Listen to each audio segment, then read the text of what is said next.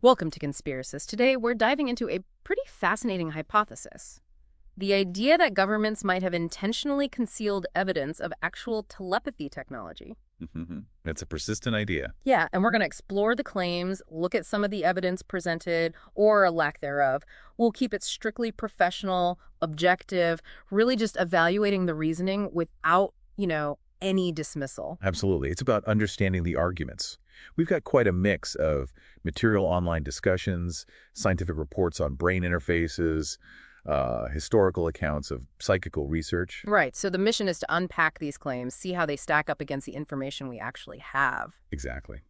So where should we start? Perhaps with some of the online chatter. There's a Reddit discussion about something called telepathy tapes. Ah, yes, I saw that. It draws parallels to older, somewhat discredited communication methods. That's right. Facilitated communication, or FC, and the rapid prompting method, RPM. These were used with nonverbal individuals, but face significant scientific scrutiny. And the skepticism online seems tied directly to that history, doesn't it? Very much so. People are pointing out similarities. With FC, studies suggested the communication often seemed heavily influenced, perhaps unintentionally, by the facilitator. Right, the facilitator knew the answers or had expectations. Precisely. And the ideomotor effect was often cited. These tiny, unconscious muscle movements from the facilitator could actually be guiding the person's hand on a keyboard or letterboard, like how a Ouija board might work, potentially. Okay. And with these telepathy tapes, the claim is different.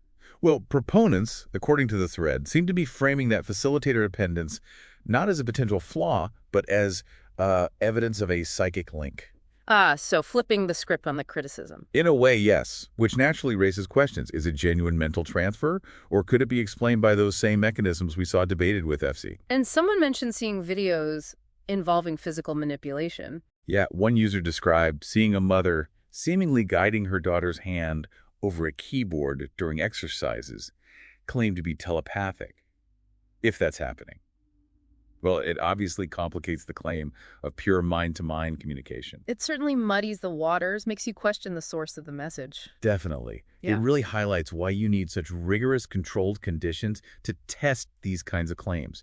You have to rule out all the conventional explanations first. The discussion also touched on ethics, didn't it? Concerns about vulnerable people. Yes, and that's a really important point. If you promote methods that aren't empirically validated, especially for communication support, there's a risk of giving false hope or even exploitation. So the call for ethical research with profits going to science or charities, that sounds like a responsible path. It does. Proper investigation without the hype or potential for scams. The thread also brought up Dr. Dean Radin, a parapsychologist. There was mention of a critique of his work. Right. A user linked to an older article, I think from the Skeptical Inquirer, that questioned the methodology in his meta-analyses. The criticism suggested potential biases might have skewed the results towards significance. Bias in selection or interpretation? Potentially, yes. The core argument from the critic was that meta-analyses finding tiny effects across many studies aren't as convincing as the lack of, consistently repeatable, strong results from individual controlled experiments. Reproducibility, the cornerstone of science. Exactly. If you can't reliably reproduce an effect under controlled conditions, statistical arguments based on improbability become less persuasive for many scientists. It really shows the challenge, doesn't it? How do you even design an airtight telepathy experiment? It's incredibly difficult. You need to eliminate every possibility of sensory leakage, sight, sound, subtle cues. You need to account for chance, for potential fraud, for experimenter bias. History is full of promising results that later evaporated under tighter controls. And the difference in perspective between, say, a high strangeness forum and a skeptic one, as noted in the thread. Yeah, that reflects different standards of evidence, I think. Yeah. Some communities might embrace anecdotal accounts or patterns more readily, while others demand that strict empirical proof, which, for telepathy, has been elusive. Okay, let's pivot slightly. Brain-computer interfaces, BCIs.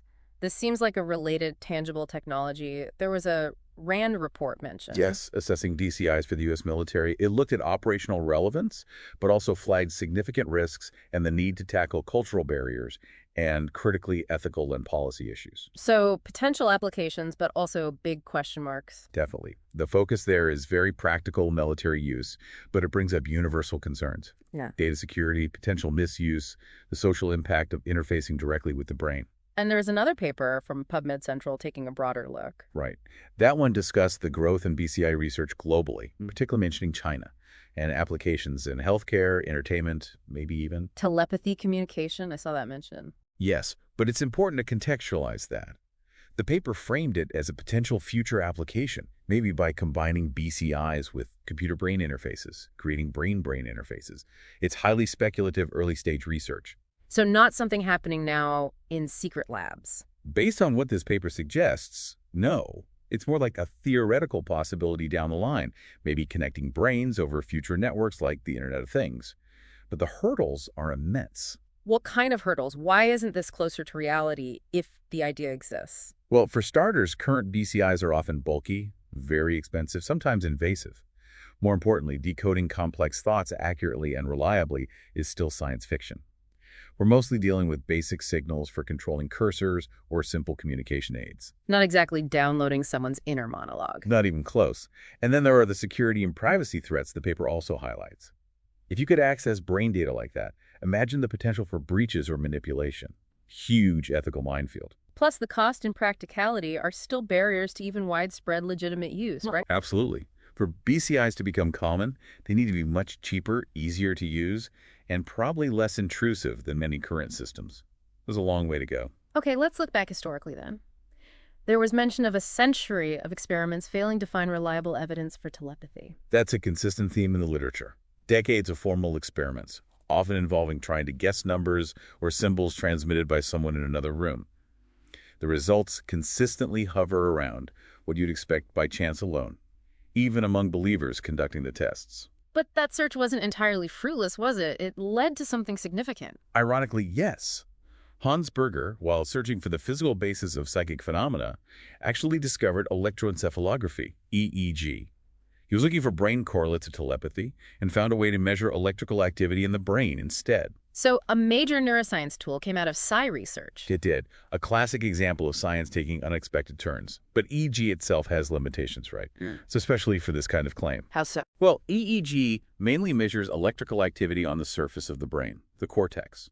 It's less sensitive to activity deeper down or in very specific localized areas. So the idea that current EEG tech could be used for complex, covert thought reading or transmission, it seems unlikely given those technical limits. And history is also littered with exposed frauds, you mentioned. Oh, definitely. Cases like the Creary sisters or George Albert Smith and Douglas Blackburn. They initially seemed convincing, but were later shown to be using tricks. It really underscores why skepticism and rigorous methods are needed. Even some early university experiments, like Gilbert Murray's, they seemed promising initially. Yes, Murray had some apparent successes, but later analysis suggested it could have been hyperesthesia, exceptionally sharp hearing, allowing him to pick up subtle cues. Again, a conventional explanation emerged under scrutiny. Another researcher, Troland at Harvard, got results below chance. Then there were stage acts like the Zanzigs. People thought they were real. Some prominent figures did, like Arthur Conan Doyle. But Julius and Agnes Zanzig eventually admitted their mind reading was an elaborate secret code they used on stage. That highlights the difference between performance mentalism and actual psychic ability. Mentalism. That's about illusion, isn't it? Exactly. Mentalists are performers using psychology, suggestion, cold reading, body language, sometimes clever tricks NLP, even to create the impression of telepathy or mind control. They don't claim real powers. It's an art form based on skill and deception. Makes sense. Real precognition probably wouldn't lead to a stage show. You'd think not. As one mentalist put it, if you could really predict the future, you'd likely be doing something other than entertaining crowds. Did scientists ever look for a physical mechanism, like radio waves or something? Yes, in the late 70s, physicists Taylor and Balanovsky specifically investigated electromagnetism as a possible carrier for telepathy. They conducted experiments, but found no evidence to support it. The signals just weren't there. So physics didn't seem to offer an answer either. Not in that way, no. And then you have anomalistic psychology, looking at cognitive biases. Biases, like seeing patterns where there aren't any. Exactly. Things like confirmation bias, where you remember the hits and forget the misses, or covariation bias, where you overestimate how often two things happen together if you already believe they're linked. These can make random coincidences feel like telepathy to someone who believes in it. There was a study mentioned about illusory pattern perception. Right, research showing that people who tend to see patterns in random noise, like random coin flips or visual static, are also more likely to believe in conspiracy theories and the supernatural. Interesting link.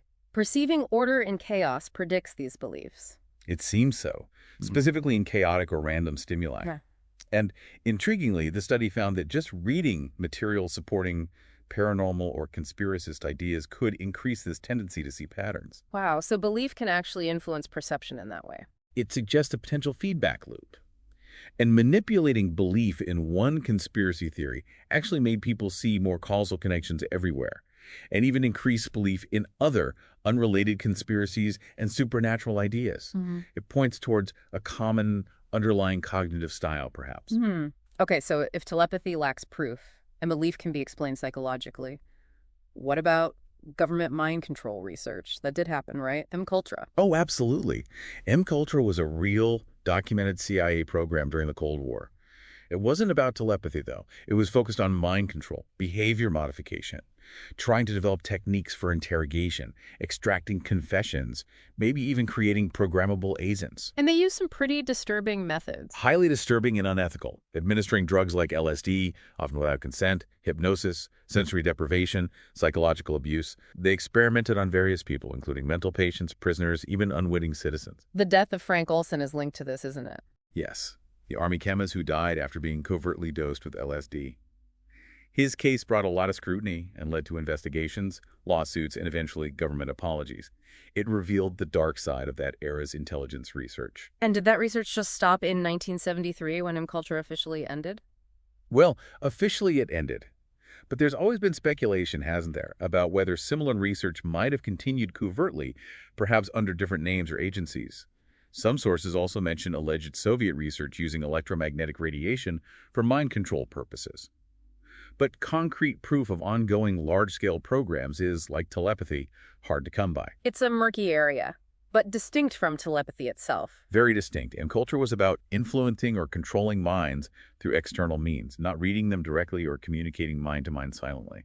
What about challenges to prove paranormal abilities, like the James Randi challenge? Ugh.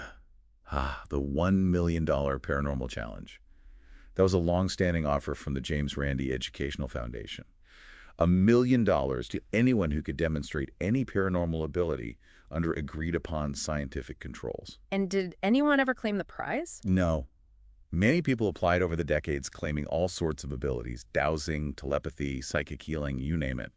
Specific tests were designed for each claim to rule out fraud or natural explanations. Examples.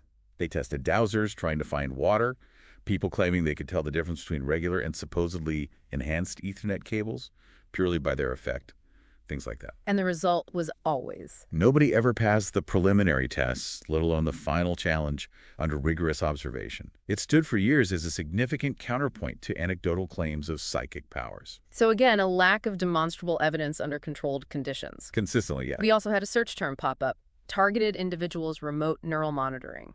Any substance there in our sources? Not within the materials we reviewed for this deep dive. The term itself exists in certain online communities, often linked to claims of government harassment using technology. But the sources we looked at didn't provide verifiable information or scientific backing for remote neural monitoring as a real deployed technology used in that way. It remains an unsubstantiated claim in this context. Okay. And another Reddit thread asked about the current scientific basis for telepathy. Yeah, people were asking if science can prove or disprove it. The discussion reflected the difficulty suggesting scenarios like testing for emotional contagion between isolated people, but also acknowledging how hard it is to rule out subtle cues or shared environmental factors. Any novel ideas proposed? Some users speculated about things like quantum entanglement as a possible underlying mechanism, but that's highly speculative and not something established scientifically in relation to consciousness or telepathy. There were also anecdotal mentions of drugs or meditation potentially inducing experiences perceived as telepathic, but again, no scientific validation provided there. So more questions and speculation than answers. Pretty much. It reflects the ongoing public interest, but also the persistent lack of hard scientific evidence. It's interesting how telepathy shows up in fiction, too, like Star Trek. Ah, yes. There was a discussion about that, noting how human telepaths seemed more common in the original series than in later shows like The Next Generation. Any in-universe theories? Why? Speculation, mostly. Maybe humans found telepathy dangerous and suppressed it, or perhaps more advanced telepathic species guided its development. Some wondered if human experiments were shelved due to problems or even anti-eugenics laws within the Star Trek universe. Did Star Trek have tech that mimicked telepathy? Vaguely related tech, yes. There was a temporary telepathic link between Picard and Crusher once, mentions of psionic resonators. One user even argued the universal translator works by scanning brainwaves for universal concepts, a sort of technological telepathy. Interesting take. It shows how the idea captures the imagination. Definitely. Though the discussion also pointed out the strategic disadvantages in Star Trek if you rely only on telepathy and meet non-telepathic species. So even in fiction, it's not always straightforward, but was there any recent scientific development that touches on this? Something about transmitting words between brains. Ah, yes. There was that Smithsonian Magazine article reporting on an experiment. Researchers successfully transmitted simple words like hola or ciao between individuals in different locations using non-invasive tech. How did they do that? No speaking or typing. Correct. One person wore an EEG cap that read their brain signals as they thought of the word, encoded as binary. This signal was sent over the internet to another person who received it via TMS, transcranial magnetic stimulation, which induced flashes of light, phosphenes, in their peripheral vision. They could then decode these flashes back into the word. Wow. So direct brain-to-brain communication technologically mediated. In a very basic, rudimentary form, yes. The lead researchers stressed it was just a proof of concept. They compared it to the difference between early Morse code and having a phone conversation. It's not thought reading, it's transmitting simple pre-encoded signals. But it demonstrates a potential pathway for nonverbal communication tech in the future. Exactly. That seemed to be the main goal, exploring ways to help people with communication impairments. But it's miles away from the complex, instantaneous telepathy often imagined, and certainly not evidence of existing concealed technology of that kind. Okay, so wrapping this all up, after looking through these discussions, reports, historical accounts, where do we stand on the core hypothesis? Governments hiding telepathy tech. Well, based strictly on the information we've explored today, there's just no compelling evidence to support that hypothesis. The scientific search for genuine telepathy has consistently come up empty. Historical claims often resolve into fraud or misinterpretation. And while BCI technology is advancing, It's nowhere near the level required for the kind of telepathy implied in the concealment hypothesis. The recent brain-to-brain communication experiment, while fascinating, is incredibly basic compared to reading complex thoughts. so the idea remains speculative. Highly speculative. The lack of verifiable evidence for the core phenomenon telepathy itself makes the idea of a government successfully weaponizing or concealing it seem, well, extremely improbable based on what we know. The documented history of MKUltra shows government interest in mind influence, but that's a different beast altogether. What's maybe the most interesting takeaway for listeners then? Perhaps it's the contrast. On one hand, the enduring human fascination with direct mind-to-mind connection, which fuels these theories. On the other, the slow, methodical progress of actual neuroscience and BCI research, which is gradually revealing the brain's complexities, but isn't finding innate telepathy. The future might bring new forms of communication via technology, but it probably won't look like the telepathy of fiction or conspiracy. A reality check grounded in the science we have. Precisely. Thanks for listening to Conspiracist.